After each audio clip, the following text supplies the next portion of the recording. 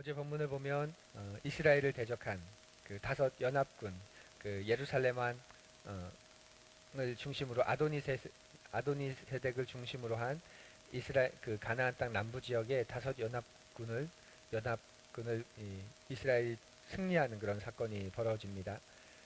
그리고 막게다굴에 그 숨어있던 그 다섯 왕들을 이제 참수하고 그 군대를 이제 격파하죠.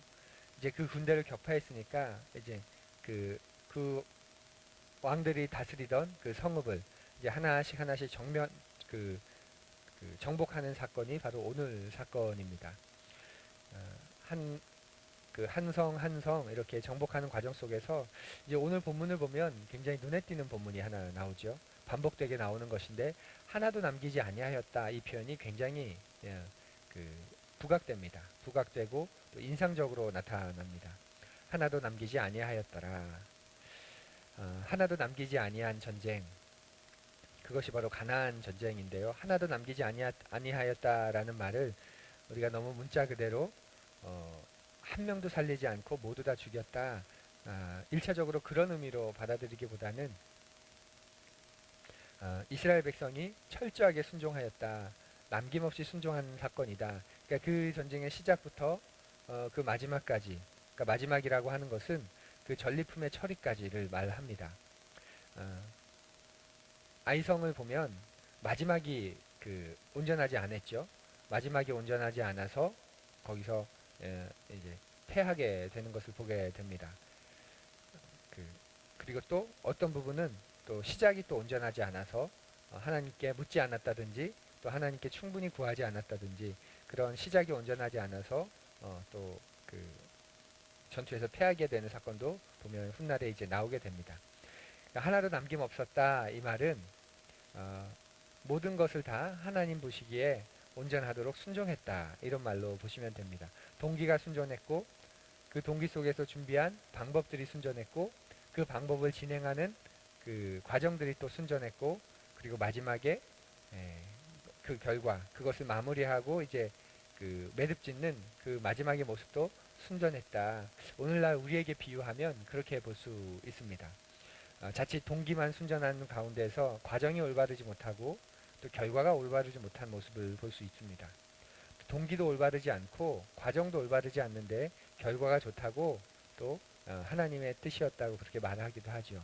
근데 오늘 본문에서 하나도 남기지 아니하였다 이 말은 그 시작부터 마지막까지 하나님을 의뢰하면서 이스라엘이 지금 몇 번의 실패가 있었죠.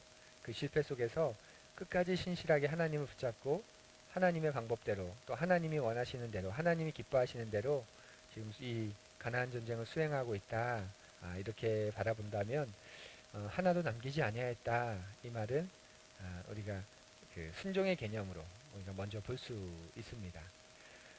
또 오늘 본문을 통해서 우리가 생각해 볼 수 있는 또 한 가지 중요한 의미는 이 전쟁은 여호수아의 전쟁이 아니라는 거죠. 그러니까 여호수아가 보기에 정복하고 싶은 나라, 여호수아가 보기에 마음에 들지 않는 나라, 그들을 치고 그들을 정복하는 전쟁이 아니라 이건 여호와 하나님의 전쟁이라는 것을 또 우리가 생각해 잊어서는 안 됩니다. 여호와 하나님의 전쟁이라는 걸 잊어서는 안 되는 이유는 하나님의 판단이 그 안에 들어가 있다는 거예요. 사람의 판단이 들어가지 않고 하나님의 판단이 들어가 있다는 겁니다. 우리가 그 가나안 전쟁을 자칫 우리가 생각하면 인간적인 관점에서 보면 하나님의 관점이 아니라 인간적인 관점에서 보면 일단 가장 먼저 찾아오는 생각이 잔인하다라는 것입니다. 잔인하다. 아니 이스라엘이 아무리 소중하고 선택한 민족이라고 해도 정말 그들을 사랑하면 가나안 땅의 한 부분을 이들에게 줘서 같이 공생하면서 살게 하면 될 텐데 아니 왜 굳이 그들을 다 정복하라고 하시고 그렇게 철저하게 정복하게 하시고 그러면 그 땅에서 먼저 살고 있던 사람들은 누구냐? 우리가 합리적으로 볼 때 충분히 그렇게 질문할 수 있습니다. 이 부분은 우리가 여호수아를 시작할 때 이미 충분히 살핀 부분이라고 생각하는데요. 다시 한번 좀 이야기를 나누면 우리가 그렇게 인간적인 관점에서 보면 이야기할 수 있지만 이 전쟁은 하나님의 전쟁이라는 것을 먼저 생각해야 하고 그 하나님이 보시기에 그 땅이 굉장히 악해진 곳입니다. 악해진 곳. 더 이상 회복 불가능한 하나님이 긴 시간을 참고 또 참은 그러니까 하나님의 관점으로 본다는 건 온 세상의 주인이 하나님이시고 그 땅의 주인도 하나님이시죠. 그런데 그 땅이 지금 패역하였습니다. 공생할 수 없을 만큼 패역한 거예요. 이스라엘 백성이 그 땅의 일부를 차지해서 그 땅에서 그들과 공생할 때에 이미 그들이 회복 불가능하기에 하나님의 목적은 뭐냐면 이스라엘을 통해서 그들을 회복시키고자 하는 게 하나님의 뜻이에요. 그리고 그들 속에서도 이스라엘 백성과 같은 하나님의 은혜와 은총을 충분히 경험하도록 하기 위한 게 하나님의 뜻입니다. 그런데 그 땅이 이미 병들 대로 병들어 있고 망할 대로 망해 있습니다. 포악할 대로 포악해 있습니다. 그러자 하나님의 선택이 그들을 그 땅에서 이제 몰아내는 거죠. 그리고 그 땅에 새로운 주인을 허락하셔서 그들을 통해서 그 땅을 다시 예, 그 정직하고 의롭게 만드는 것이 하나님의 뜻입니다. 그리고 여기서 우리가 또 한 가지 더 생각해야 되는 게 새롭게 그 땅을 허락한 이스라엘도 그 하나님의 방법대로 그곳에서 살지 않으면 하나님의 뜻대로 그곳에서 거주하지 않으면 그리고 더 이상 하나님을 순종하지 않으면 어떻게 되죠? 그들도 그 땅에서 쫓겨남을 당하게 됩니다. 우리가 그래서 하나님을 잔인하다 말할 수 없어요.